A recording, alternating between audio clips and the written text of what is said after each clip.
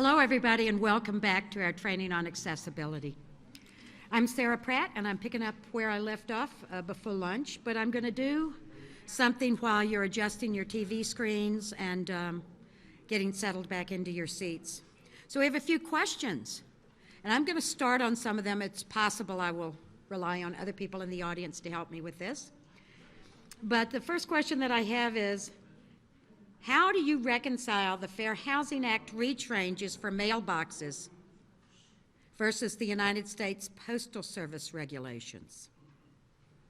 I cannot exactly do that. UPS has one set of standards. Fair Housing Act has another.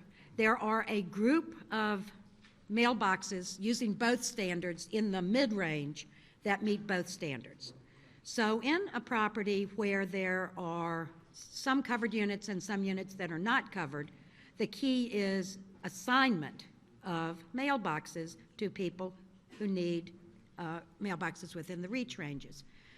And that's not always easy because the UPS also have these rules about numbering mailboxes in certain sequences which may or may not be consistent with the unit numbers that are in the covered units.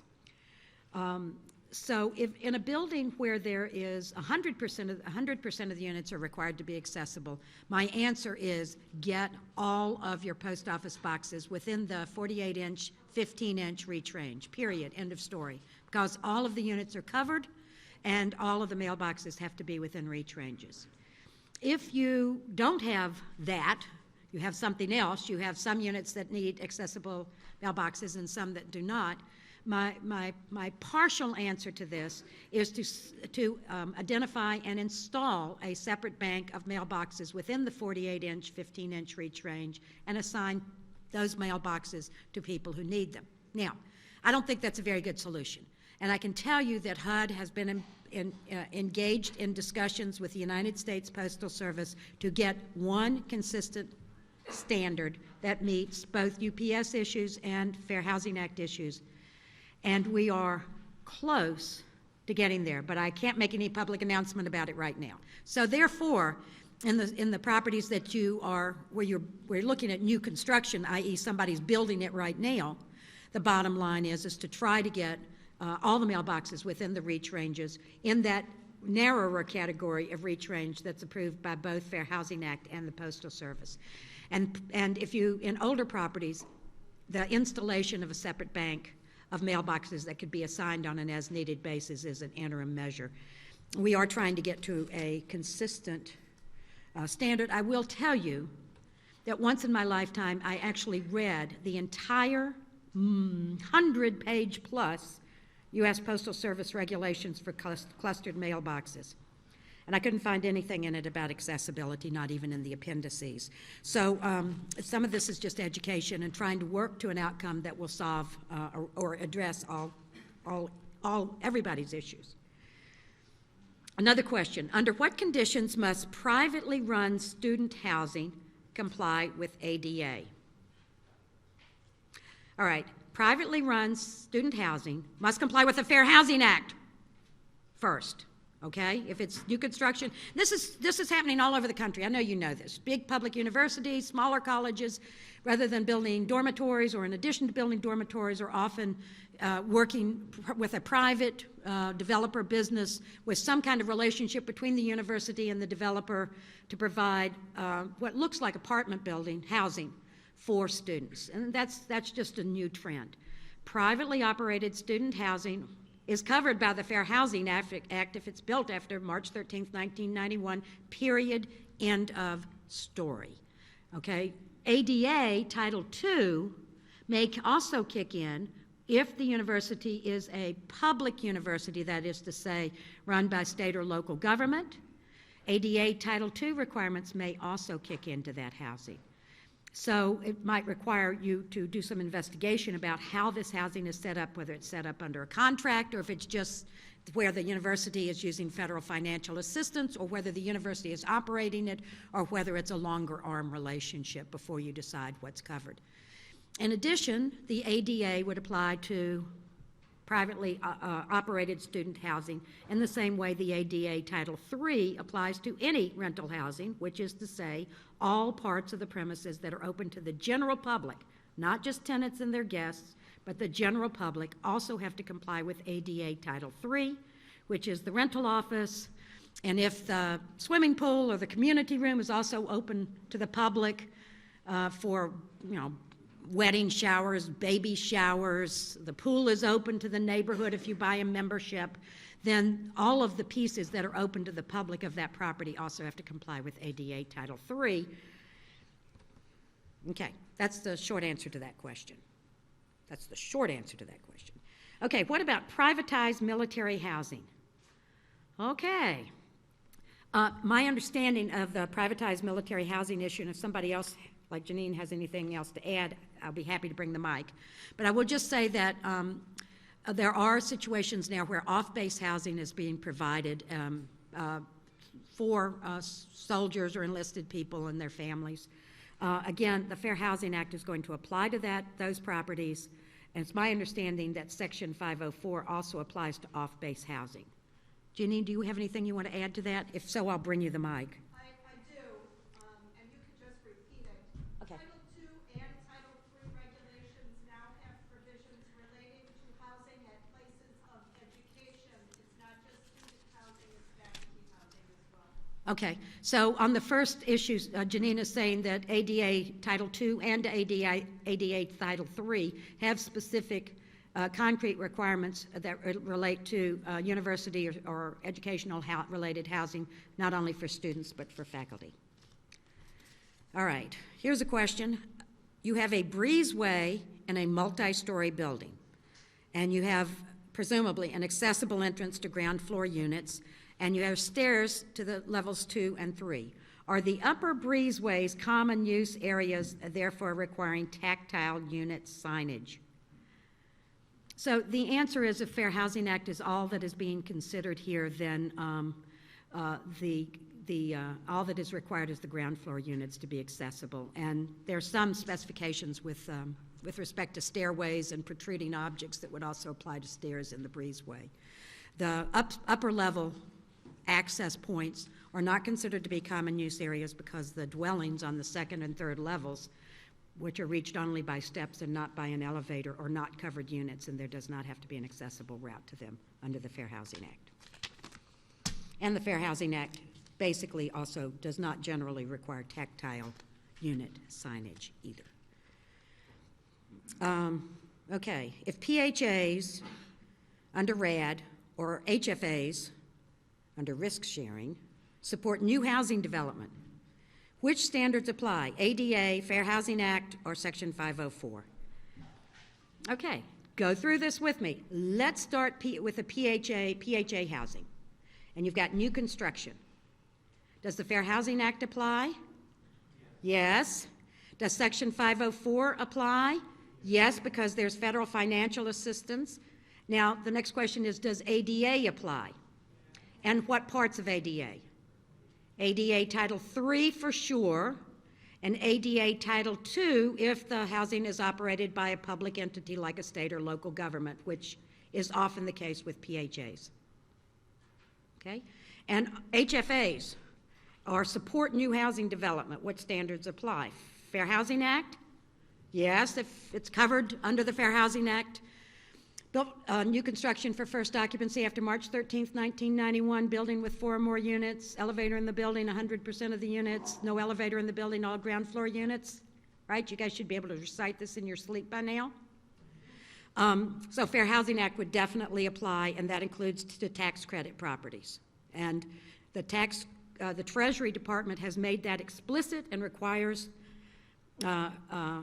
compliance officers for state housing finance agencies to evaluate properties to see if they serve the general public and specifically whether they comply with the accessibility requirements. ADA Title II, what do you think? State supports new housing development. ADA Title II depends on whether the housing is supported, I think, by a state or local government entity. Okay, so that's one piece. I believe that you heard Janine say earlier that under 504 and ADA Title II, that the program or activity of a state being operated by a housing finance agency is a program or activity of the state, and so that ADA Title II and 504 could apply to housing supported by the state in that setting, and ADA Title III would apply to any part of the property that served the general public. Okay, I'm looking at Janine. So long as we're not talking about low-income housing tax credits for purposes of Section 504. Okay, all right. Tax credits, if it's just a tax credit property with no other federal financial assistance, the position of the Treasury Department is that's not a program or activity receiving federal financial assistance if it's tax credit alone. However, in the financing packages we're looking at today, it is quite common to see multiple funding sources in tax credit properties, and often those are federal financial assistance either directly, as in home or 811, or indirectly, block grant money coming through the state to use to support the housing. Okay, those were fun. Okay, now in the first part of our session, we started with accessible routes. We talked about the requirements for public and common use areas. And then we talked about doors in public and common use areas and doors in dwellings. So we've now gotten to the front door of an individual dwelling unit. We've done all the outside stuff. We know that the primary entrance door of a covered dwelling unit has to meet the public and common use standards. It has to have a clear opening of at least 32 inches. It has to have lever hardware, at least on the outside. And it has, in a minute, I'll tell you what the threshold has to have. And now you've opened the door and you're in the dwelling unit getting ready to do your inspection. First thing you look for is whether or not there is an accessible route into and through the entire dwelling unit. And again, you're looking at least one of every dwelling type. Someone showed me a picture during the lunch break, and this is a direct application to that kind of situation. Notice the accessible route that has to be at least 36 inches wide, making a turn into a unit. The door has to open enough for the door opens wide enough to get through the unit, and then you still have to go back to the 36-inch accessible route requirements once you're outside the doorway, okay? So your little hall there has to be a 36-inch accessible route minimum. And so here's what your accessible routes look like swinging into and through the unit. In this scenario, the entrance to the unit is the upper left-hand corner. You come into the unit, you go down the hall, you go in and into the bathroom and in and out of a sleeping area. You do not have to have an accessible route into the reach-in closet, but you would if it were a walk-in closet. Then you go back around the hall, you go into the dining room, you go into the kitchen, you go through into the bathroom or the powder room. I guess that's a bathroom. You go in and out of another sleeping area, and then you come back to the center of the house, go into the living area and out the sliders or the French doors to the deck in this case.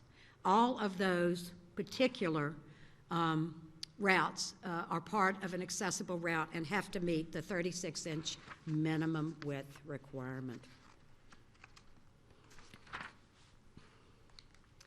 All right, so even in a relatively small unit, or which they call, these slides refer to as a compact unit, it is absolutely possible to have that 36-inch accessible route. And you'll see down here you have a hallway that's actually probably a little bit more than 36 inches. Again, these are minimums, not maximums. You have accessible route into the kitchenette area and across the living room area. One issue that does come up sometimes is the issue of you'll remember this, sunken living room. Now, we used to have this a lot in the 70s. They had shag carpet, and they went down a couple of steps into the sunken living room. But sometimes you see, even in today's design, someone who thought it was cool to develop a sort of a multi-level approach to a living area. And we also see some places where we see something a little different. That's a little bit more common today, with or without shag carpet, and that's the loft area. That's an accessory space reached by a staircase that is considered to be, in fact, a loft. So any particular dwelling can only have one of these, a sunken area or a raised area like a loft. And even if you have one of those, you still have to have an accessible route that goes around it, right? So in this sketch, you've got the lovely little sunken living room area, but you have an accessible route that bypasses it so someone can go across the living room and through the next door. Now, let me just ask you this. Looking at this dimension, suppose outside of the sunken living room, instead of these nice windows, you had sliders to go out to the deck. Could you do that? I'm hearing no. I'm having people looking quizzically. The accessible route that goes into and through a dwelling unit also has to go out the back or side door to the deck or patio. So in this situation, your accessible route, if those windows were replaced by patio doors of some sort and it went out to the patio, you could not really have the sunken living room, at least in the configuration that it's described here, because the accessible route would have to go across the living room and out the sliders or to the patio or to the deck. You can also have a loft in a flat, otherwise flat unit, and it has to meet the same specifications that I just described. That is to say, the loft cannot be the only way that you would access some other part of the unit, like a bedroom or a bathroom. Generally, the lofts in fair housing compliant units are bonus space.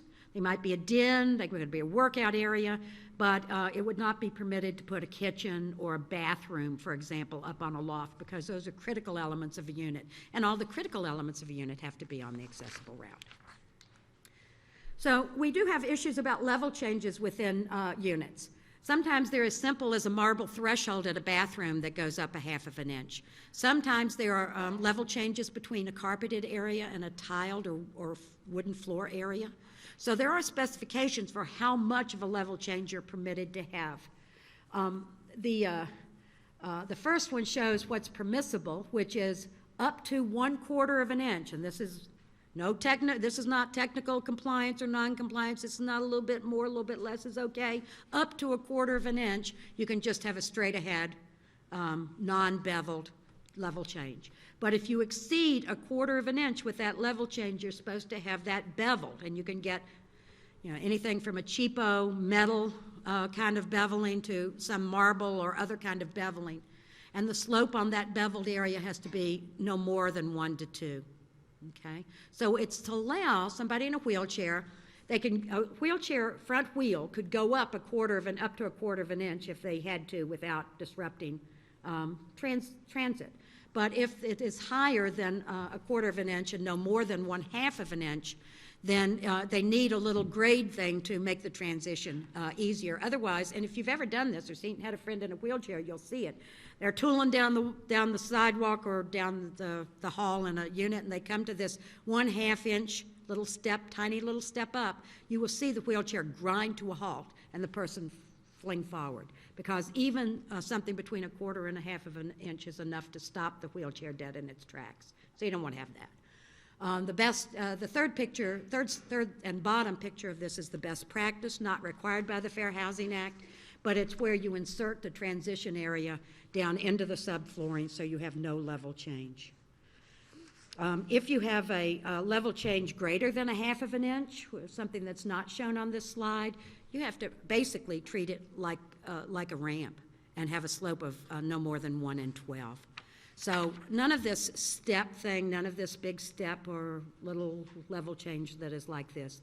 At that point, they have to be ramped. So there's some specific requirements at the primary entrance door, and in general, we are talking absolutely flat access through the front door, the primary entrance door. So the difference that you look at is the finished floor on the inside, and then you look at the landing on the outside.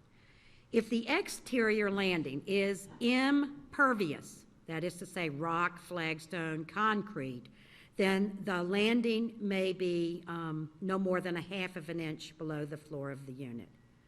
And if it's pervious, i.e., I don't know, could be a decking or a wire grate, not seen very often, the two floors, the inside floor and the outside landing must be level. No more than 1/2 inch. Level changes at secondary entrance doors. Now, this is just about level changes. I'm not talking thresholds here. I'm just talking about level changes between inside and outside.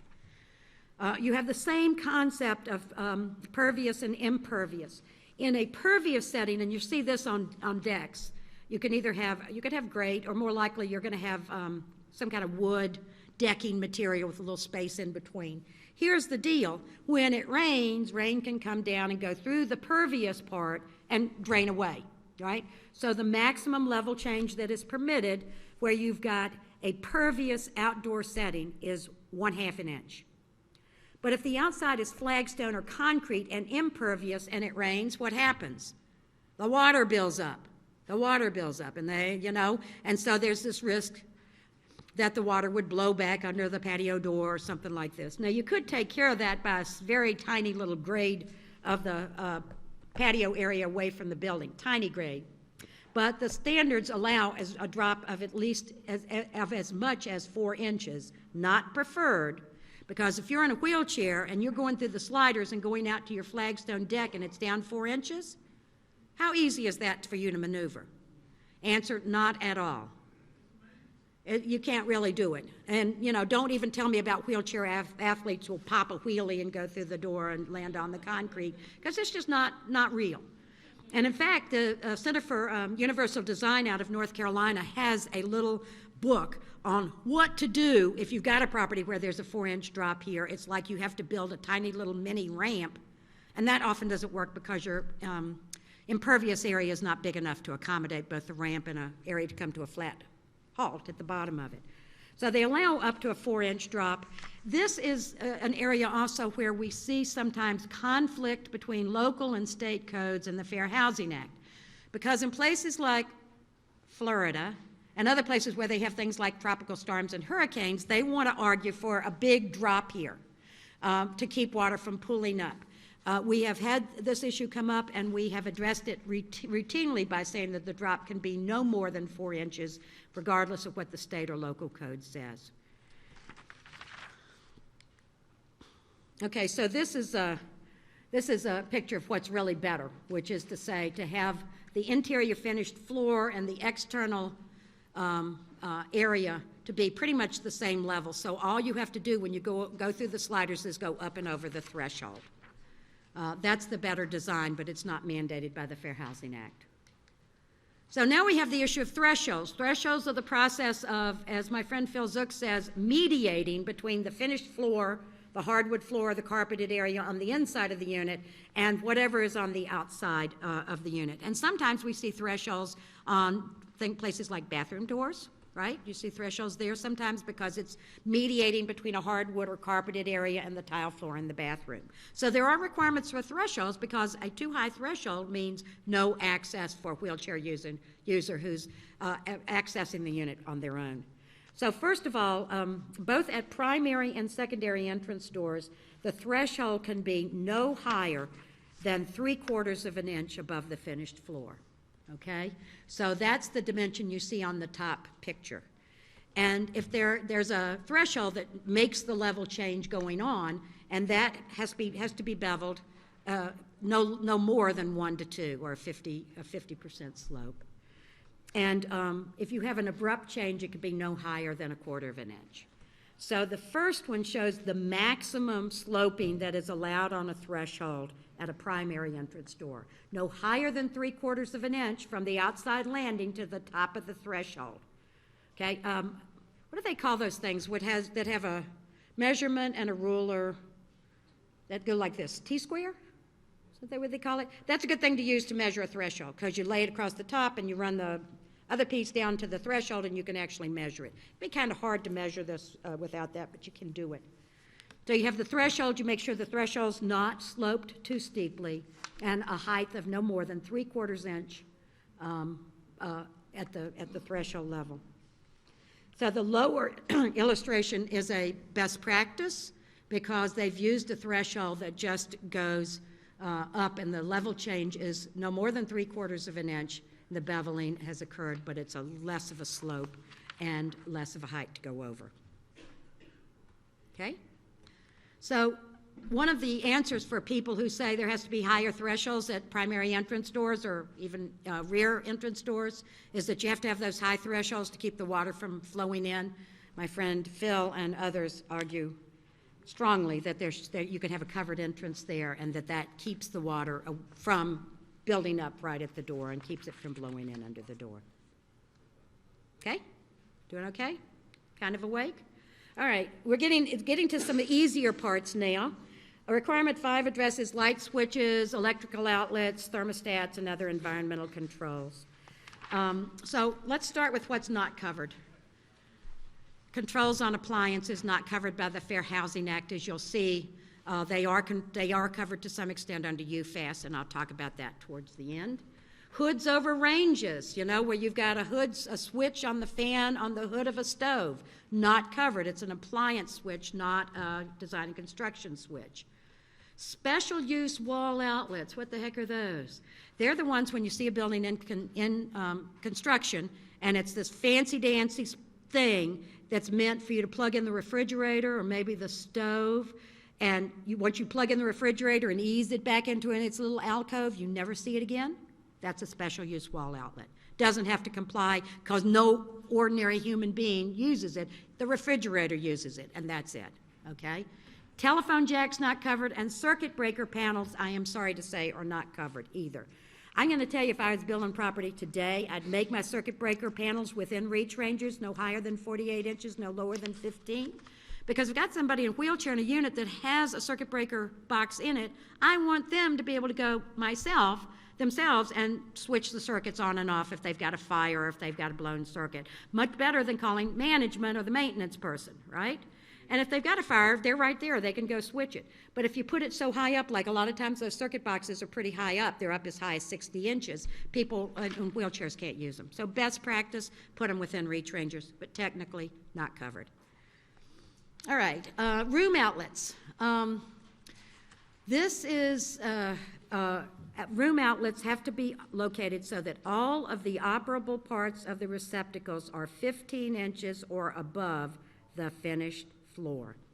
And although it's not 100% clear unless you take a magnifying glass and look at this picture, the lower outlet has to be at least 15 inches above the floor. Do not measure from the little screw in the middle of the outlet. Do not measure from the top of the little plate. Do not measure from the top outlet. Measure from the bottom of the lower outlet, and that has to be at least 15 inches. Okay? With me so far? This is one of those, I tell you what, these get off all the time, and they want to talk about construction tolerances and stuff, but 15 inches were set for a reason. You're leaning down from a wheelchair, anything lower than 15 inches to plug in your laptop, and you're likely to be, falling out of your wheelchair. Maximum height for switches and sometimes wall outlets as well that are just sitting there on the wall is 48 inches, and again, it's the highest operable part. So you measure the 48 inches from the top of the switch, not from the bottom of the switch, not from the bottom screw, but from where the switch, in fact, is. And this allows somebody in a wheelchair to come at it straight ahead or on the side and reach it. An earlier standard let some of these things to be as high as 54 inches or even 56 inches. They are not usable by people in wheelchairs if they are that high. The standard that is in almost all of the safe harbors, and certainly all the ones that are used for new construction today, is no higher than 48 inches. You have some situations where you have outlets or lights or switches located over, as they say, obstructions, like over a countertop. You see this in kitchens and bathrooms particularly, but it could be over an island, it could be over something else. So for those that are located on the wall, again, the highest operable part, the lowest operable part of these can be no higher than 46 inches above the floor. In this one, you've got someone who's reaching up over an obstruction. They have to pull in underneath it.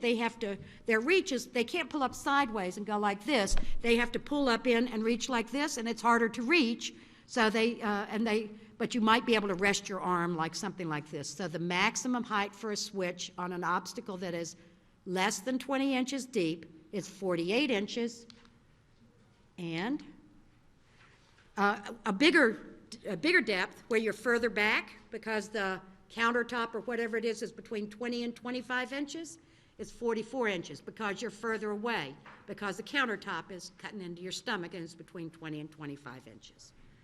So, you can argue, here's one more. Let's see.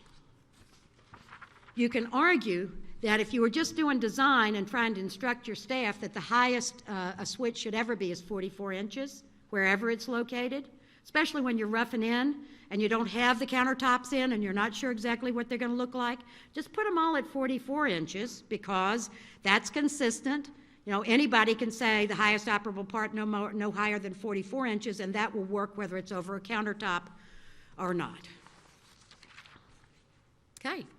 Thermostats. Thermostats have to be located at no higher than 48 inches as well. This is a common violation. Totally, completely common violation. And it's the highest operable part, so if you have a thermostat that has the control on the top, and somebody puts it at, 50 inches, 54 inches, 56 inches, and the operational part is on the top, that is way out of people's reach ranges, okay? So a lot of times, an important part of remedial action is to lower that thermostat so that the highest operable part is no higher than 48 inches above the finished floor. I'm trying to think if there are any other big issues. Special use outlets. So I don't know, I guess I heard some debate on this one, but I think we said this was a special use outlet. Someone went into a higher end property that was being developed, and in the bathroom there was a high up alcove built into the wall, and there was an outlet in the back of it. And it was way over 48 inches, it was way over 46, way over 44, so the question was, can they do that? And so the question was, what was the purpose of the outlet? Anybody want to guess? Not lights, flat screen TV. And it was going to be installed as part of the construction. And at that point, I think the conclusion was it's probably a special use outlet. It's not going to be used every day. The TV's going to be plugged in. It's going to be snugged back into that little alcove, and that's the end of the story. It was okay. There are some exceptions for the outlets, I'll just say, especially in places like living rooms where sometimes you see outlets under windows that are lower than 15 inches above the finished floor, or sometimes you even see outlets in the floor for like a floor lamp. So not every outlet has to be within that 15 to 48 inch reach range, but pretty much most of them do. And so that's the thing to look for when you're inspecting. If they have a few outlets that are under those low windows and they're like 6 inches above the finished floor, you don't have to cite them if there are other outlets in the room that meet the 15-inch requirement. You agree with that, Larry? Yeah, okay. Cool. Okay, requirement 6. We're doing well. We're buzzing through this stuff, and you guys are still awake. I'm so proud of you. So, Fair Housing Act does not require grab bars to be installed in bathrooms. It just doesn't. And many Fair Housing Act units, people, say that they're required or whatever. No, not required. What is required is that they be minimum or reinforcing inserted into the walls behind the toilet, alongside of the toilet, around the shower or bathtub, so that someone, when Sarah comes in her racy red wheelchair, and she wants racy red grab bars to be installed in her bathroom, there's something back there to screw the grab bars to, so you're not screwing it just into the drywall. And the first time Sarah puts her not inconsiderable weight on those grab bars, she falls on her floor and breaks her neck. So you got to have something back there. I will just tell you that these reinforcement figures are very much minimums. And again, a best practice is to expand them inside the walls. Now, how do you find these if you're inspecting? Anybody got an idea? Because you're looking at finished walls, whether you know whether they're there or not. Stud finder, Black & Decker, $29, or some version thereof. Get a good one that can detect studs through tile, right, as well as through drywall. Check it out. I have a $29.95 Black & Decker stud finder. You turn it on, you run it along the walls, and it goes beep, beep, beep when you've got a stud, and it does nothing when you don't have a stud. Yeah. One of the problems I've found with those is that when you're looking at blocking, those things are made to find a 2x4 with a small edge, particularly. So when you're looking for blocking, say a 2x8, 2x10, You might miss it. studs, it'll give an anomalous reading often. Okay, so the point is that sometimes the 2x8 studs behind the walls don't really show up very effectively. If I told one of my investigators to look about this, I would tell them 3 things. 1, look at the plans, and I tell designers and architects to put the darn reinforcing on the plans. Having the blocking on the plans is not a sure thing that will actually be implemented, but if somebody took the time and trouble to indicate it on the plans, not on some little post-it that fell off 2 days later, but on the plans itself and show the actual sketches, that's best practice, because it's a lot easier to believe someone who says, yeah, it's back there. But secondly, we use stud finders, and the Department of Justice could use stud finders, and I'm not going to ask you to do this, and I know David wouldn't ask you to do this either, but I've known situations where the walls have been cracked open to take a look to see if the blocking is back there. Best bet, you see a situation, do the stud finder, because that gives you some indication. Look at the plans, if you can, to see what they show. But if you're not sure, indicate it as a potential problem. There are some not very effective remedial actions that you can take, but it is a big problem. And I'll tell you that if DOJ brings a lawsuit or if HUD brings a complaint, we're going to require installation of the reinforcements in the bathroom. This drop-down, fold-out, grab bar thing is just not very good. It just doesn't work. They have floor-mounted grab bars. No. What's that other one? Wingets? Wingets. Do they work? They have the movement, they can create the... They say they can create technical compliance, and I'm just going to say, I got a few pounds on me. I wouldn't put my weight on those things for any tea in China. I'm just saying. You don't want to say, you don't want to remediate something by putting in a wingets or wall hung, whatever, a floor-mounted, whatever, and have somebody leaning on it and have them not work. I'm just saying. Okay.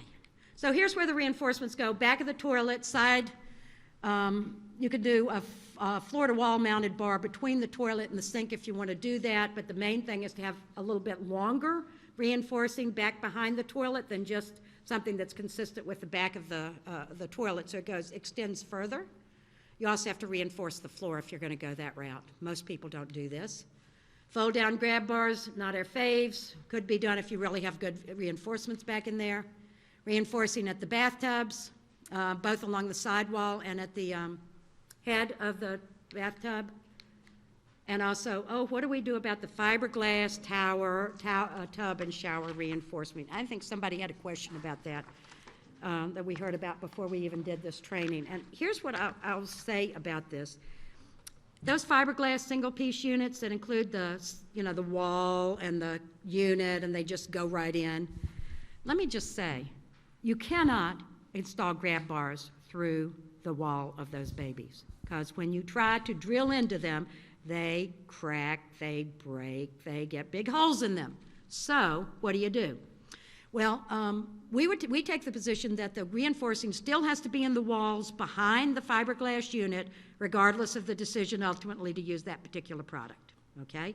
And if you're using one of those fiberglass units, you should have modules that include the reinforcements in them when you install them. So both in the wall and in the unit.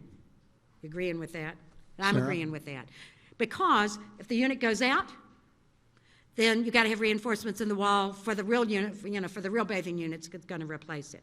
Sarah, what would you say about the growing prevalence in the marketplace of prefab and preformed tub shower units that also have bars, seats, and other devices built in with them? They're so cute. Yeah, sometimes. But they don't comply. Under any, I mean, how? If they have blocking in the wall and if they have blocking behind them for installation, and if there is installation in the walls behind them, those are okay. But I've seen some of those that have grab bars installed like this. Is that okay? Thank you, says the echo in the room. Well, I guess it is possible that a fully compliant fiberglass unit that met all the standards for where grab bars should be, like for 504 or ADA compliance, that those would comply. But I would just say be very, very careful, because I've seen, I went online looking for clip art 2 weeks ago for this presentation, and all these people were selling these units with these little tiny grab bar things that were like this, and grab bars in the wrong places. So all I'm going to say is if you're going to use them and rely on the installation of the grab bars in it. Make sure that they absolutely comply with whatever standard or standards you expect to be using, which is UFAS. So pretty then much. you haven't Yeah. found any products out there that? I haven't that done meet the test? search. I haven't done the search. You know, the National Association of Home Builders used to have a catalog of accessible product, but they have not updated it recently. When I went online and looked, I was looking for pictures, graphics that I could steal for pictures of accessible bathrooms with grab bars in them, right? You know how many I found? Not so many. So, because they mostly have grab bars at this angle, which does not meet the requirements. Yes, sir?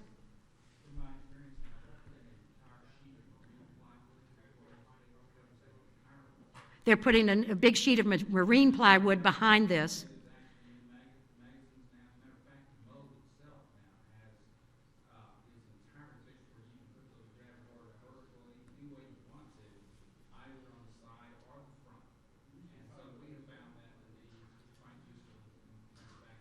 Is it a particular product? Sterling has them? I couldn't find them online. What I will say about this for purposes of compliance, they can be cool, they can be nice, they can be red, green, or blue, but if they don't comply, they're not compliant.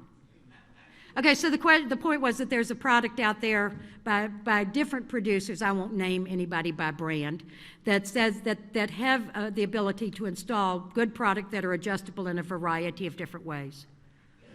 Sarah, I really think that this product and those type are much better for rehab situations. When you try to put any kind of tub into a place with blocking that's not flush, you create a lot of safety hazards. So when you're I'm going to just repeat this by saying, now these products may be much more helpful and much more useful for people than situations where you're trying to put blocking into a fiberglass unit and really try to meet something that is useful. This is a lot more flexibility. Here's what I'm going to say. Nobody's paying me to to give a commercial for any product. You guys talk about it amongst yourselves. Okay? You know what I'm saying. So here's the reinforcement levels at the showers. Notice these are really small. Good best practices are to expand the reinforcement. Here's reinforcing for a wall-hung seat in a shower. The shower stalls, by the way, have to be a minimum of 36 by 36 inches internal dimension. It is okay to have a step or a lip up at the shower. Although in today's designs you see much more, they're designing better catch basins for use under showers, and so roll-in showers in general with catch basins that work and drains that work is really a better and more accessible option. But technically you can have a lip at the entrance to a shower as long as the internal dimension is at least 36 by 36 inches. And there's where the blocking goes if you're putting a seat in there. And this is what materials can look like for reinforcing. People have used the question is, the Fair Housing Act doesn't dictate what the product is that you use for the reinforcing. People have used wood like this, and notice these are a little bit bigger than the dimensions might have called for. And they're putting in a lot of different places. That's okay. It's better than okay. I've seen metal used, as long as it is something that can basically withstand the application of weight. The recommendation is that whatever product you would be using to put in reinforcement be able to bear a load of up to 250 pounds, so that if someone installs grab bars and puts full weight on it, that it won't fall out of the drywall and the product, but whatever the material is behind won't fail. Okay, doing very well. Usable kitchens and bathrooms, we're at requirement 7. So what you've seen is as you inspect, you go from the outside to the inside, you look at the accessible routes, the thresholds, the door openings, and then you come back around and look at the places where the switches are and the outlets are, right? And now you've gone to the bathroom once to check out the reinforcements, and now you're going to come back and do a more technical check on the kitchens and the bathrooms. So the general requirements in a kitchen is that there has to be clear floor space at all of the appliances. There has to be a designated amount of clearance between the countertops, the appliances, and the walls across from them. And there has to be a specific kind of clearance in a kitchen that's described as U-shaped. So that clear floor space is supposedly the dimensions of a the footprint of a standard wheelchair, 30 inches wide, 48 inches deep. That is the concept of a clear floor space that is used in pretty much all of the standards. So, first question is, clear floor space at the range and the sink. Most standards, but not all, require the 30 by 48 inch clear floor space to be parallel to and centered on the midline of the range and the sink. That is to say, not where the controls are, not where the faucet is, the midline of the sink or the stove. That is the best technique. There is one standard that allows that 30 by 48 inch space to be provided not centered on the stove or sink, and it is a significant problem in terms of access for people with disabilities. So look for it there, and the point is so someone can pull up beside the range or the cooktop or the sink and access it, either left-handed or right-handed, depending on which one they are, reach the faucet, reach the controls, and use it. And that's a parallel to approach for the sink and the range, not a forward approach, a parallel approach. In the other appliances, the refrigerator, the dishwasher, and the trash compactor, do you remember when we had trash compactors? You run across them these days? I don't. But anyway, okay, so you have to have at least the 30 by 48 inch, both either parallel to or forward, with a forward approach to those other appliances. And this isn't as good. I would just tell you, it's not as an accessible standard. So suppose you have a 30 by 48 inch forward approach to a refrigerator, as shown in this picture. Sometimes people put those refrigerators in awkward locations, so someone who's trying to grab hold of the refrigerator door and open it, they either can't go back far enough to open it if there's not enough clear floor space behind them, or there's not enough maneuvering room for them to back away this way and open the door. So again, sometimes it's poor design, not technically non-compliant, but poor design. But look for the 30 by 48 inch clear floor space, either at a forward approach or a parallel approach. In kitchens, remember that we had this rule about 36-inch accessible route. It expands in kitchens. It expands to a 40-inch minimum between countertop and opposing countertop, or countertop and wall, or appliance and wall. We see a lot of violations in this area where someone has made a plan and they've sketched it out at 40 inches, minimum, maximum, whatever, and then somebody goes in and buys a high-end refrigerator that sticks out 3, 4, 5 inches into that space, and they've missed the 40-inch clear floor space. And that makes that space pretty much unusable by someone in a wheelchair.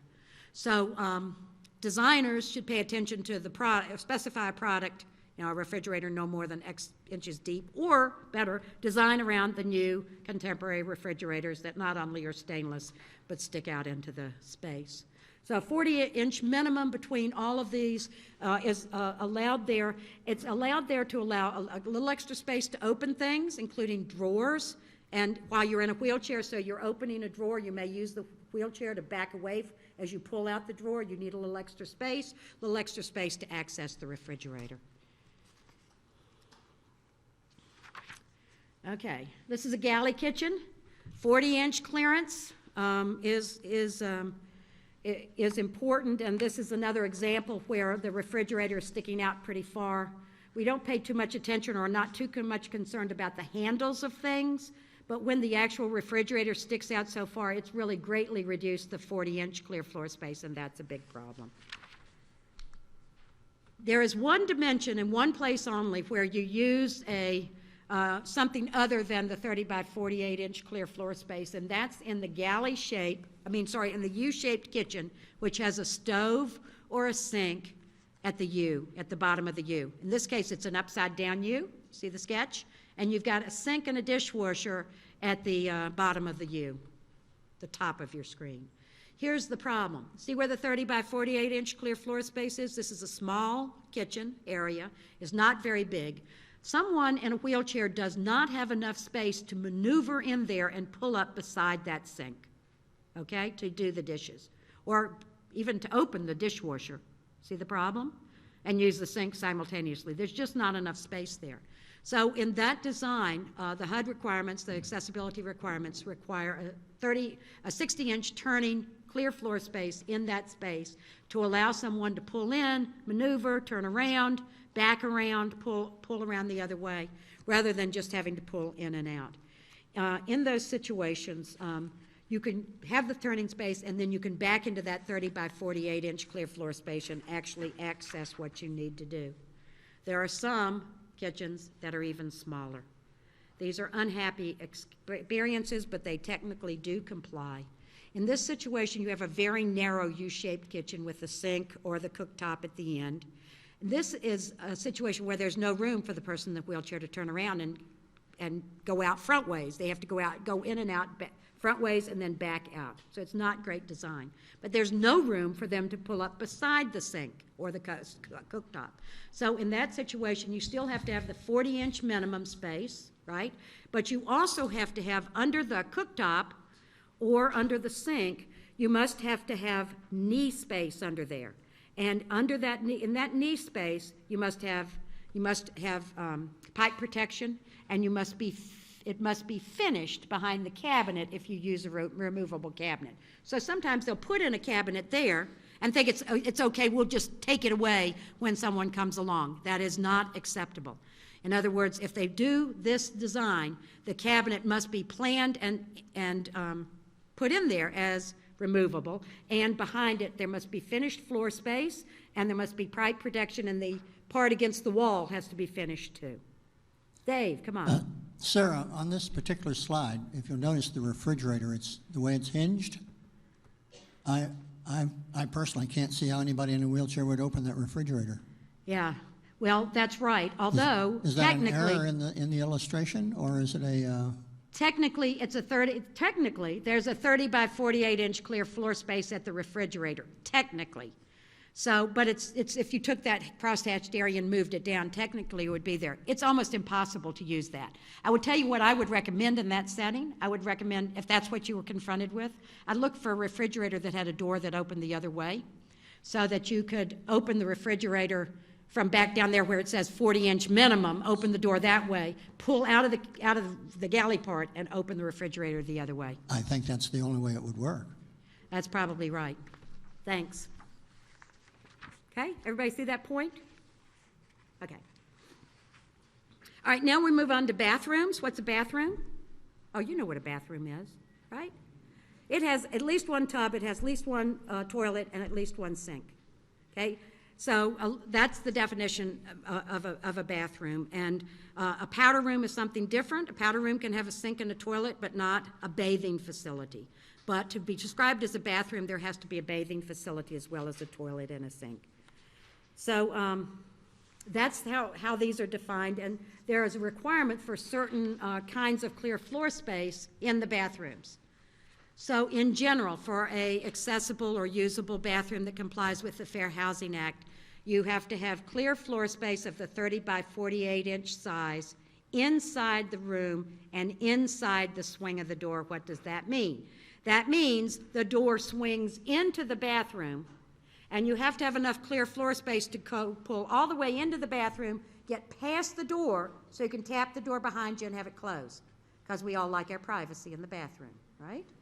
So you have to have that clear floor space inside the bathroom, inside the swing of the door, and you also have to have clear floor space at the sinks, at the toilets, and at the tub or bathing fixture. So clear floor space can overlap, and a well-designed bathroom doesn't have to be huge, although we see them sometimes. Notice in this one that you have a clear floor space 30 by 48 inches inside the swing of the door. So look at where the door is. Beyond that, there's a clear floor space of 30 by 48 inches between the door and the tub. But you also have clear floor space at the sink, where the door, you either can pull in and shut the door behind you, or you can leave the door open and have a parallel approach at the sink to use the sink, right? You do sometimes have the same issue about the clear floor space at the sink being centered on the midline of the sink, and in general, that is what should be provided. So there's two kinds of bathrooms involved in these situations that you can see. There's an A bathroom and a B bathroom. And the A bathroom is less accessible, but all fixtures must be usable. So if you have two sinks, you have to have clear floor space at both sinks. A type B bathroom is more accessible, but only one of each fixture has to be compliant. So let's take a look at what that really means. Single bathroom units, you can either use an A or a B. In a unit with multiple bathrooms, either all bathrooms have to comply with A, that is to say a little bit less accessible, but you have to be able to get to all the sinks, or maybe they have more than one toilet. Or one bathroom that's more accessible by complying with being a type B, and then the other bathroom has more limited requirements. What does that mean? And Sarah, and why are you being so incoherent and my lunch is kicking in? Okay, so all bathrooms still have to have doors with a nominal 32-inch opening, because all doors for user passage in a unit have to have that nominal 32-inch opening. They all have to be on an accessible route. They all have to have outlets and switches and all of that stuff within the appropriate reach ranges. And all of the bathrooms have to have reinforced walls. Okay? So here's a bathroom that complies. You've got the 30 by 48-inch clear floor space outside the swing of the door. You have the tub ahead of you. You have a toilet. You have a sink. Okay? So in this case, it's considered less accessible because the person in the wheelchair cannot jump out of their wheelchair and jump in the tub because they're in a wheelchair.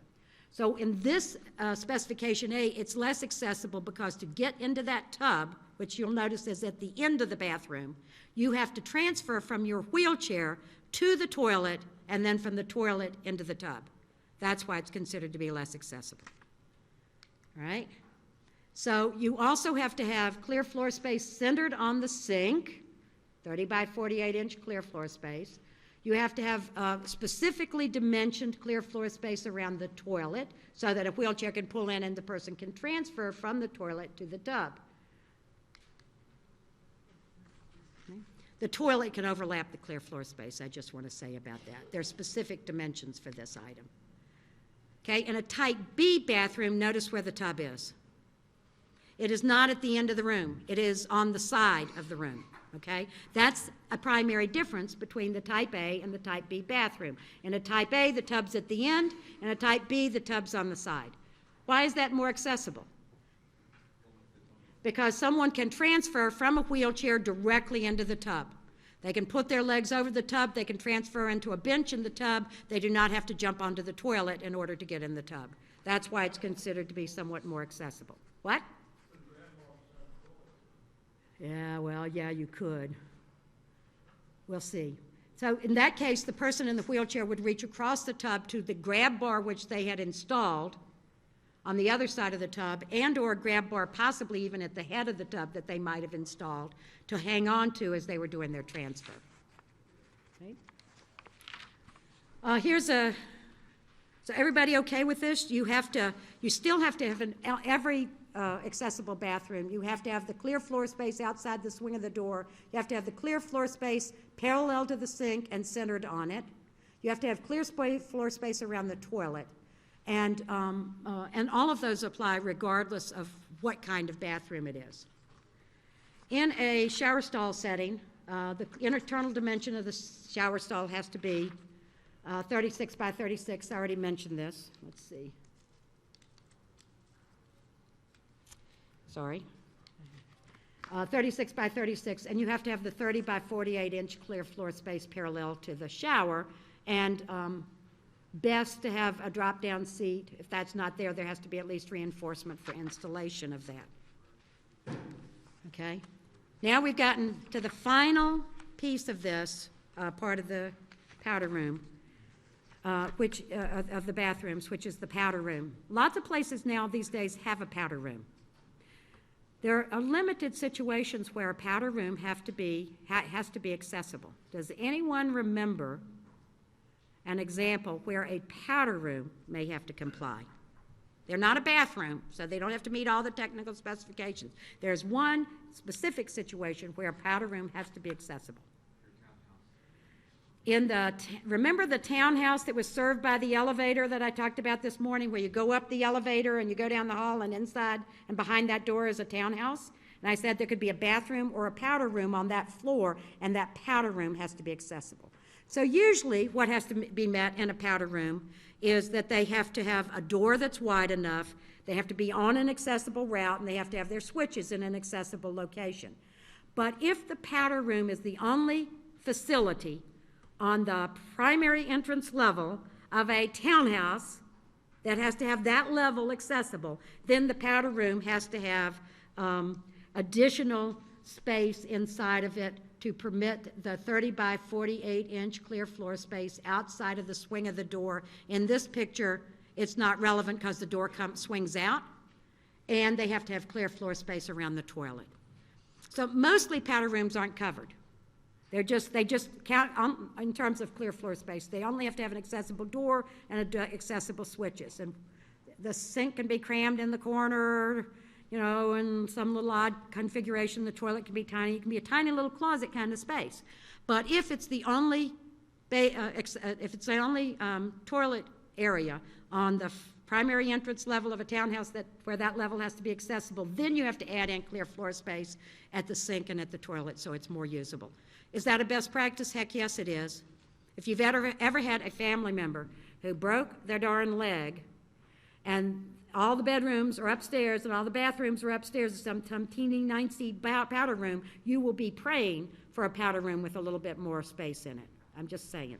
But as far as it being required to be accessible, there are minimal accessibility requirements unless it's the powder room in that one particular setting. So I've given you the requirements. You ought to be able to recite these in your sleep by now. The first general requirement is that there has to be an accessible entrance for every covered unit on an accessible route that starts at pedestrian arrival areas, like the parking lot or the parking garage or the bus stop at the street, and goes all the way through the property to the unit, every single unit that is covered. There also has to be that accessible route from every unit to the amenities around the property, to the common use areas, and that accessible route has to meet minimum specifications. Second requirement is that the public and common use areas have to be pretty highly accessible, and those standards, as you will hear, are pretty consistent with the higher accessibility standards found in UFAS and in the ADA standards. The doors, there's two kinds of requirements for doors. Doors in public and common use areas have to have a clear opening of at least, how much? The people in TV land aren't talking. 32 inches, right? The doors on the inside of a dwelling must have a clear opening of a nominal 32 inches or at least 31 5/8 inches. If it's even a sliver below that, it's non-compliant. Listen to me carefully. Requirement 4 is you get to the unit, the primary entrance door of that unit has to be 32 inches wide. It has to have the lever hardware, okay? It has to have special specifications for no big level changes and no high thresholds at the primary entrance door. Once you get inside the unit, every unit that you look at should have an accessible route into and through all doors for user passage. And if you have a small reach-in closet, not required to have a wide door. If you have a walk-in closet, then you are required to have the bigger doors. And that accessible route goes out through your sliders or your patio door onto the deck or patio. You have to have light switches, environmental controls, and other such items within specific reach ranges. We talked a lot about that. Your bathrooms must have reinforced walls for later installation of grab bars, and that means all of the bathrooms, not the powder rooms, just the bathrooms. And it has to have usable kitchens and bathrooms that meet these clear floor space requirements that we've talked about. So just to mention a couple of specific things that sometimes come up. So I'm going to tell you, you can drive through a property and you can often eyeball just as you drive through the property and count the areas of noncompliance. Because I have absolutely no life. I do this sometimes. I'm out driving around and I'll, or on trips or something, and I'll drive through a brand new property. So you guys, think about it. What are some of these areas of non-compliance you could see from your car? Say what? You could see steps. Whoops, non-compliance. Almost automatically, the only place where steps might be possible are steps on a route between two buildings that both have accessible units. But generally speaking, you shouldn't see them anywhere. What else? Mulch pathway to a playground. Thank you for giving that example because you see it a lot. It's either mulched or it's got that rubber chip stuff, not an accessible route, and the playground has to be on an accessible route. What else? Lack of curb cuts in the right places. Somebody's idea of a curb cut is throwing down a big old pile of asphalt. That would be really wrong. I'll show you a sketch of a compliant curb cut and a curb ramp in a few minutes. You also, if you look at the front entrance of the units, a sidewalk that's steep, that would be a big area of noncompliance. You can also see the stoop. So you see the sidewalk and then you see a step up to a stoop, bang, your alarm bell should go off just by seeing that stoop.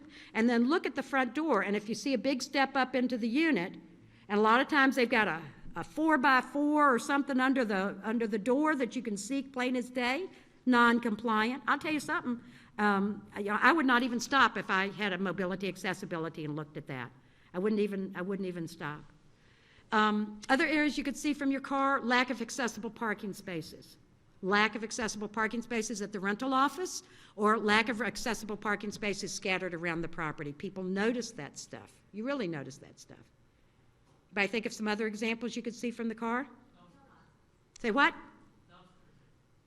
Dumpsters. Dumpsters that are not on accessible routes and that have gates that are very hard to open or that require pinching or twisting. What else? Say again?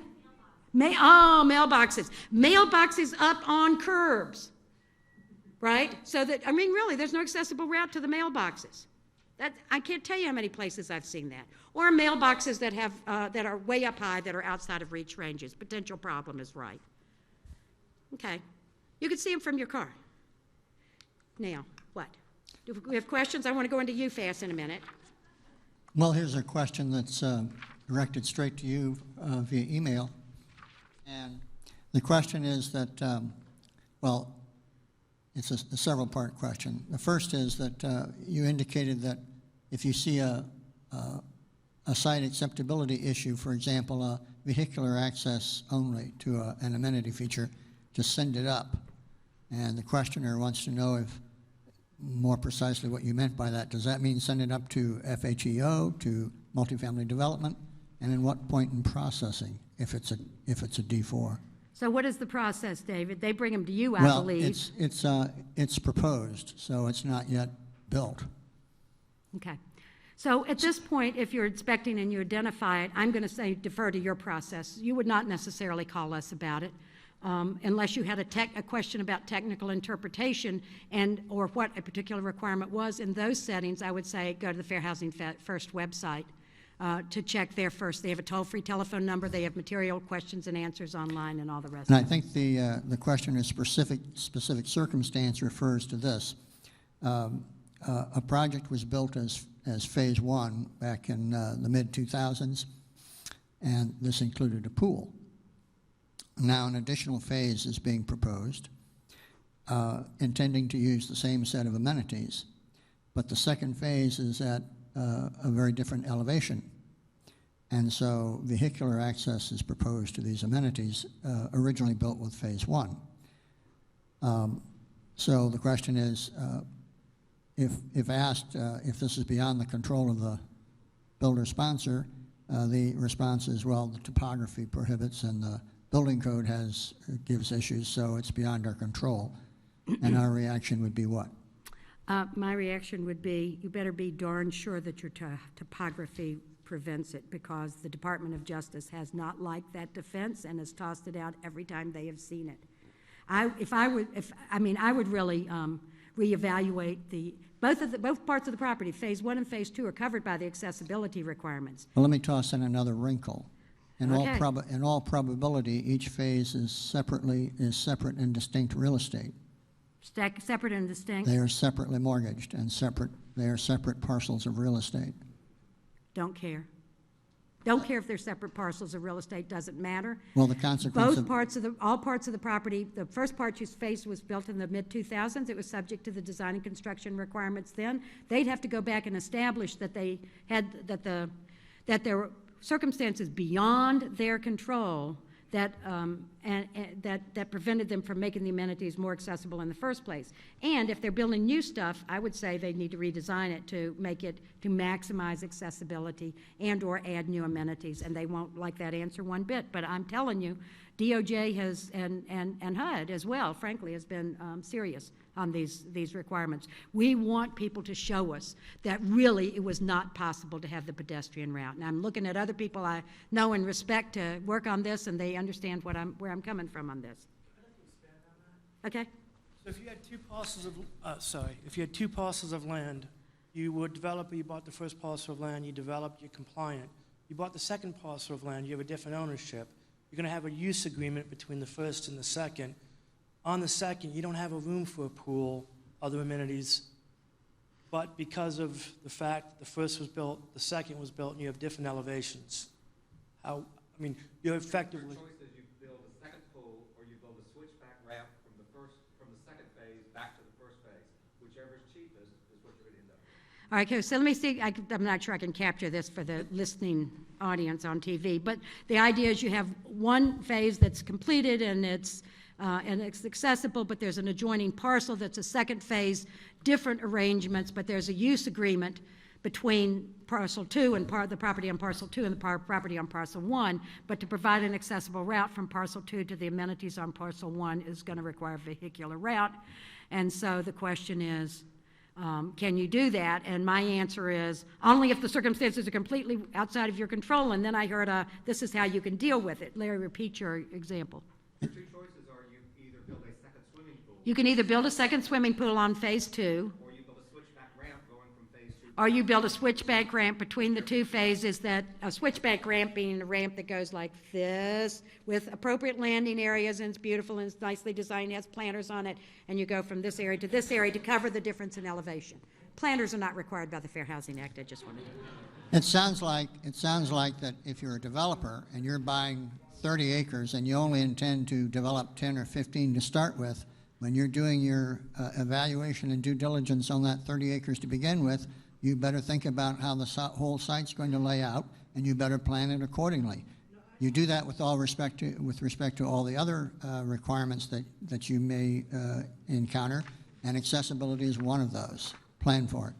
Yeah. The design manual is very clear on what the slope and all that The is. design manual is very clear on this subject, and the materials that we handed out today has been carefully vetted by many people to make it clear that the exceptions to this vehicular route thing are very few indeed. I mean, this was the subject of litigation. The Department of Justice took a very hard-nosed position on it. I mean, I can't speak for how Department of Justice would handle if they would litigate this, or what a judge would say in a particular circumstance, but the Department of Justice once required that a bathroom that had 2 doors, one of which was wide enough, and the second of which was not wide enough, because of the way that the second door was located between a load-bearing wall and a window or something like that, they could not enlarge the door. The door was closed up as a result of, because it could not be made compliant. They're pretty serious about this stuff. So what's our time frames, Dave? Okay, so I've got a few minutes. I want to talk about UFAS. So can I do UFAS and then catch you up on any more questions at the end? So I just want to say again that any given project may be subject to more than one law, and that they are piled on top of each other. So you start with the Fair Housing Act, then you may add UFAS or the ADA standards that require higher levels of accessibility in some percentage of covered units, and you might be adding on ADA requirements as well, especially ADA Title III, that would require additional elements of accessibility. So in public and common use areas, I would just say in general that the Fair Housing Act's higher accessibility requirements in the public and common use areas public and common use areas, those parts, if they comply with the Fair Housing Act parts, probably comply with UFAS and the ADA standards, probably, because all the things about the more accessible bathrooms and the wider doors and, you know, the accessible routes and accessible parking, those things would be similarly required both under the Fair Housing Act and under UFAS. But there are 4 areas I'm going to mention in terms of places where there are slightly stronger or more stringent requirements under other laws.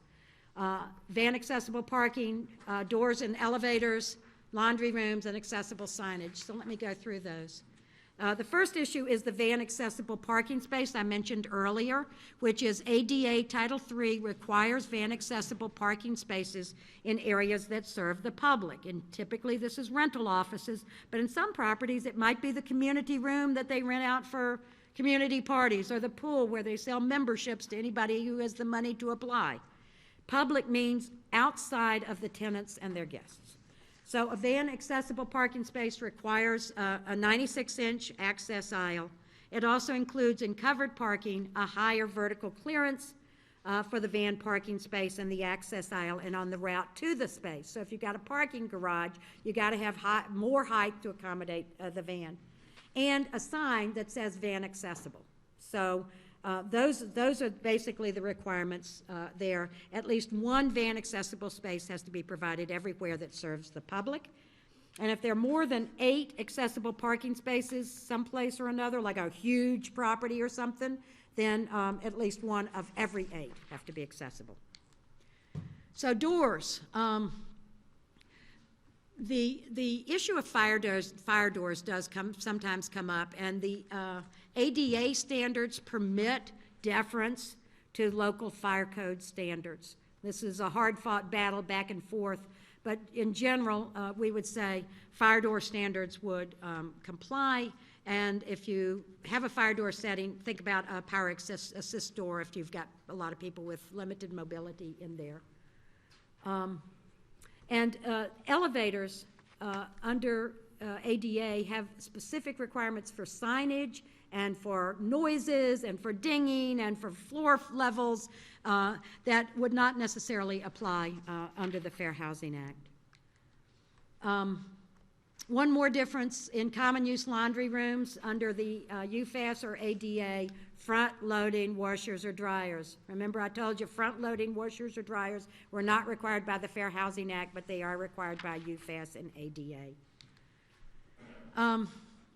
Again, in ADA and UFAS standards, you might be looking at a minimum of 5% of the units for people with mobility impairments and 2% more for people with sensory impairments. There's an explicit requirement that these be dispersed around the property and be dispersed by unit type as well as geographically.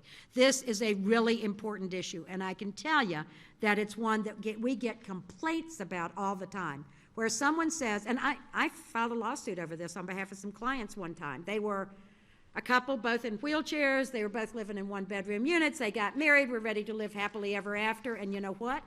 There were no 3-bedroom units or 2-bedroom units, for that matter, that met UFAS in this entire big city property community. It was public housing units. And they had just built a brand new place with a 4-bedroom unit, and it was a couple, and they had some extra equipment. They ended up being overhoused in a 4-bedroom because there was simply not a 3-bedroom or a 2-bedroom that were usable by them. And so that's a problem, not having some of these accessible units in the bigger unit sizes. We've assumed for a long time that people with disabilities come in one category, single, and they are not. We have increasing households with kids with disabilities, larger families with 1 or more kids or adult members who are disabled. We might see them in a vet situation where there's a family with, where there's several family members and someone with a disability. So having the range of unit sizes and types be amongst those that are accessible is becoming increasingly important. And the other thing is to make sure that they are not all located in one part of the community, but they are dispersed around the community.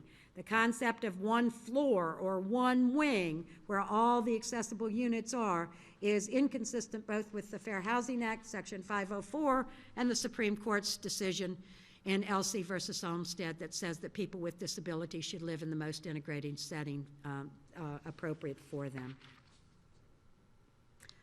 There are a few differences on the UFAS ADA side when it comes to the units themselves. So I was just talking about public and common use areas. Now I'm talking about doors in dwelling units.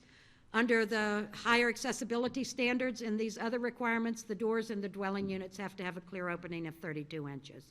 So even though the Fair Housing Act permits the nominal 32 inches or 31 5/8 inches, if these other laws apply because there's federal financial assistance or it's a public entity, then the doors have to be at least 32 inches, have a clear opening of at least 32 inches. Here's another difference. Under UFAS, under these higher level of accessibility standards, townhouses may have to be accessible. Now, the thing about townhouses, and I told you, what did I tell you about townhouses under the Fair Housing Act? Townhouses, multi-story townhouses under the Fair Housing Act are not covered unless they have an internal elevator, just for that unit, or unless they're served by an elevator, in which case the primary entrance level has to be accessible. Remember this? So generally, if you've got a townhouse development and there's 400 units and they're all townhouses, Fair Housing Act is not going to apply to any of them. Not going to apply to the public and common use areas either. So that is what it is. But now you've got federal financial assistance in this property. What do you do about that? First of all, the townhouse design is not very conducive to integrated living by a family that has a member who has a disability. But, so I've seen two solutions to this. One is a straight-ahead application of UFAS, which requires, by the way, that a multi-story townhouse can comply with UFAS if on the entrance level, that level is accessible, and you have at least one accessible bathroom and bedroom on that level, or if you have a unit that has more than 2 units, at least 2 bedrooms on that level. So you could do a townhouse with, say, 4 bedrooms. The main level has an accessible bathroom, a kitchen, living room, flat entrance, 2 accessible bedrooms, and then you can have steps and 2 more bedrooms upstairs for a 4-bedroom unit. That is a compliant, it's a townhouse, but it complies with UFAS. Another design, which we love even better, is it looks like a townhouse from the outside, looks like it's 2 townhouses side by side, but the actual design of it is it's a flat unit and a stacked flat unit. And so it looks kind of like a townhouse, so it's designed that way with that up and down look, and it can be consistent with other units in the design in the units. But because you're complying with UFAS, you can now create a flat unit with a flat entrance and the whole unit on one level, and then stack above it a second level unit that's reached by stairs, maybe at the end of the building. That also complies and meets UFAS. So the townhouse design is not an excuse for not providing fully accessible units under UFAS. and as I said, UFAS requires 1 or sometimes 2 bedrooms and a bathroom on the main floor and requires them to be accessible in order to comply with UFAS. So a unit under UFAS has to have at least 1 fully accessible bathroom. Doors should swing out. It's got the same idea. If a door swings in, it can't cut into the clear floor space. In a fully accessible bathroom, there are grab bars, and you see them. They are not just reinforcements, although reinforcements should have been provided as part of the installation of the grab bars. You have to put in toilet paper dispensers and clear floor space for a forward approach in the bathroom, and pipe protection under the sink, and a removable cabinet. If you have a cabinet under there, it has to be removable with everything finished underneath it. And the faucets and the controls have to be accessible, and that means lever controls. So a higher level of accessibility. The specifications for providing grab bars in bathrooms are similar to those under the Fair Housing Act, but it does require that the toilet be located on the midline 24 inches from the side walls. And you watch out for toilets both in Fair Housing and in UFAS units, because one of the designs these days is to put the toilet in its own separate little compartment. You know what I'm talking about? Or maybe have a wing wall sticking out that separates the toilet from the rest of the bathroom. You do have to make sure where the toilet is placed, because if you're not, you have that toilet and somebody's using grab bars on either side of it, and the grab bars are too far out for them to be able to use it effectively. So in the toilet, under the UFAS ADA unit, the midsection of the toilet has to be centered on the midline of a 24-inch dimension between the side walls. There's a few additional requirements in kitchens I'm going to mention. One is to have an accessible workspace that's already built into the kitchen, that is at least 30 inches wide, and that the countertop is no more than 34 inches above the floor, with an open knee space or a cabinet that comes out. This is to allow somebody in a wheelchair to pull up under the cabinet and chop their onions. It's not a requirement under the Fair Housing Act, but it is required that you have that accessible workspace in a kitchen that's UFAS compliant. Another difference under the UFAS standard is to have the sink with a front approach, whereas under Fair Housing Act you can have a side approach only, and that's okay, except in that one narrow example of the narrow U-shaped kitchen where you have pull up under the sink. All the other sinks under the Fair Housing Act, you can pull up beside them. But in UFAS and ADA compliant kitchens, you have to be able to pull up under the sink. You have to have the pipe protection. You have to have a removable base cabinet with a finished area behind it, or other usable features to allow someone to pull in and make a front approach.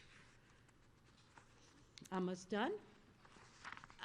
Another difference here, remember I told you that the controls on appliances weren't covered by the Fair Housing Act, but under UFAS and ADA standards, the controls must be on the front of the appliance, so someone with a wheelchair can reach them and use them without reaching over the range and possibly burning themselves, right? And there are specific requirements for appliances under UFAS. They're written down in your materials. They either have to be side-by-side refrigerators, or they have to have some portion of the freezer area reachable by someone who's in a wheelchair, so that essentially you're talking either a side-by-side or refrigerator on the bottom kind of refrigerator for use by people with disabilities. They allow you 54 inches at the center line if it's a top freezer type, so 50% has to be usable below 54 inches at the center line. Yeah, that's right, and that's the technical spec that's written in the materials. Everybody doing okay? Let's test your knowledge. Bang. Test your knowledge. Check. All right, so look at this picture. It's okay, right? Look how flat that sidewalk is. Is that an accessible route? What's the problem? What's the problem you see? No access aisle. Thank you, Sam. So what's that about? So what you've got is 2 parking spaces, and you've got the wheel stop there. If a car is parked in either one of those parking spaces, can you get to the accessible route? No, you cannot. Now, this happens to be a supposed accessible route from a pedestrian arrival area, also known as a bus stop, okay? And this is a beautiful little accessible route. This bus stop with a little shelter, lovely. Coming in through the gates, lovely. Almost flat route, accessible route, looking pretty good at least. And then you get to the end of it, and with cars parked there, you can't get out. So what you want to see is an accessible, you want to see a, did we call that? Thank you, access aisle, I'm getting tired. An access, a crosshatched access aisle there to protect the exit, the person's exit from the accessible route. Anybody see anything else? Gate hardware. You got better eyes than I do. What do you see wrong with the gate hardware? Not sure that it's right or wrong, but that could be an issue. There could be an issue with the gate hardware. I'll take that. I will also tell you that the wheel stops are probably okay, assuming that you can get to the accessible route. And sometimes wheel spots create problems, and sometimes their absence create problems. Let me see if I got a picture of that. There we go. I got a picture that shows this problem and some others. So what do we see as a problem here? Steps. What else do we see as a problem? Overhanging vehicle. Now, Larry, why is that a problem? You have to have a 36-inch wide access aisle to get the full length of that sidewalk. You have to have a 36-inch access aisle, and you've got a parking arrangement here that allows people to pull their bumpers all the way up over the sidewalk and block it. This is where wheel stops are useful, because they stop the car from pulling forward too much and overhanging over the sidewalk. That's right. Does anyone see an accessible parking here? My eyes are really bad. Anybody? No, I don't see it either. And I think with the number of parking spaces that we see here, On the long stretch of units, you might have expected to see an accessible parking spot here. It wouldn't be absolutely mandated, but remember that accessible parking spaces, both for visitors and residents, should be scattered around the property. Is there a curb cut from the parking lot to the sidewalk? Anyone see one of those? Anybody see anything else? Cane detection. What? Cane detection on the bottom side of the staircase. Cane detection on the bottom side of the staircase. Okay, so cane detection / overhead protruding objects. You want, when you have staircases sticking out like that, you want something underneath it to keep somebody with a vision impairment from walking along that sidewalk and absolutely slamming their forehead into the metal stair risers. So often you put in a protection under that, and you might put a planter, you might put a low-hanging wall, okay? You might watch out, and you're protecting from people from being injured by protruding objects in their accessible path of travel. There's actually one more. If you look at the doors, there's a stoop. It's not very visible in this one, but at each door there's a 6-inch stoop. That's also a non-compliant item. This is my all-time favorite for most violations in one picture. That's okay, right? That looks okay, correct? Now, what's wrong with this? The threshold is too high, and the level change is too high. When you look at doors, you look at two things, level change and threshold. Already, we've got a level change here that looks like it's at least half an inch, maybe an inch. And what's the maximum amount of level change that's allowed between the inside finished floor and the outside landing? 1/2 inch. So if that little red thing under there is more than 1/2 of an inch, you have that problem. You also have a threshold that is not beveled, okay, and also looks that it's not a situation where someone could go up and over it, and it looks kind of like you want to measure the whole height to see if it's 3/4 inch or more above the finished floor. In one training I did, someone wanted to claim that the outlets to the right of the screen were not within reach ranges. Okay, I would give extra points for that, but I'm not sure I agree that that's a potential problem. Those are probably outlets for use by a gardener, not by residents, but I could be shown wrong. Okay, someone showed me a picture kind of like this. Well, not quite like this. Anybody see any problems with this design?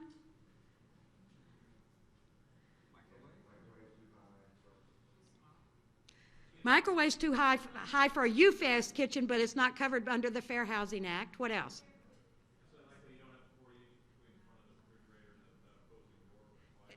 So the argument is that you probably don't have 40 inches or more between the face of the refrigerator and the opposing wall. How do we guess that from looking at this picture? Well, we see the door, and even if the door's got a clear opening of 32 inches, there's not hardly any extra space in there. You can almost eyeball that and just itch to get your tape measure out, right? Anybody see any other problems? If this was a UFAS kitchen, I would say there's a problem with having the knobs on the back of the range, but this is Fair Housing Act for purposes of this. What was the other point?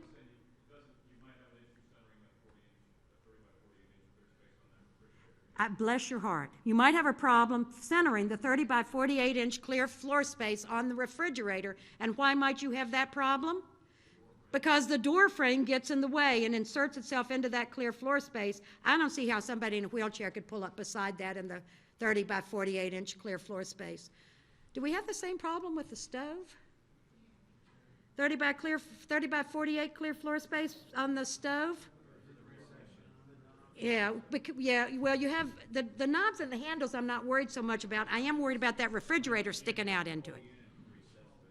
Yeah, you've got the refrigerator protruding out, and that problem is probably the product selection in the refrigerator. If the refrigerator were inserted further back in, or it wasn't as deep a refrigerator, you would probably have an easier time on access to the stove, but you'd have a harder time on access to the refrigerator. Everybody see? Everybody see all those points? Yay! This is what things look like. Little birdies sing, flowers bloom, people are happy. This is the fully accessible picture. Here's some websites in the materials to download the Fair Housing Design Manual, to find Fair Housing First, to look at those scary cases from the United States Department of Justice, and to get technical assistance on the Americans with Disabilities Act. You have been an amazing audience. Thank you so very much. Come on. More time? More questions? Thank you very much, Sarah. It is now 2:36, so we will return at 2:55, 5 minutes to 3 Eastern Time.